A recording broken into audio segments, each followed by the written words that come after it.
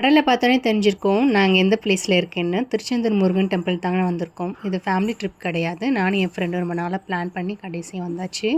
பெங்களூர்லேருந்து திருச்செந்தூருக்கு through bus இருக்குன்னு யாருக்கெல்லாம் தெரியும்? திருச்செந்தூர்லேருந்து அதே மாதிரி பெங்களூருக்கும் த்ரூவாகவே வந்துடலாம். ஈஸியாக ட்ராவல் பண்ணிவிட்டு இப்போ போயிட்டு வந்துடலாங்க. கவலையே கிடையாது.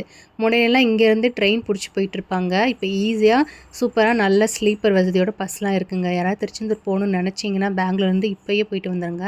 ஹாஃபலி லீவும் கிடையாது. என்ன ஐயப்ப சாமி பக்தர்கள் கூட்டம் வந்து இப்போ அதிகமாக இருக்குது.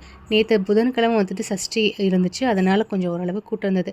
₹100 டிக்கெட்லேயே நாங்கள் வந்து 2½ ஹவர்ஸ் நிற்கிற மாதிரி இருந்துச்சு. ஆனால் சூப்பராக வந்துட்டு சாமிலாம் பார்த்தோம்.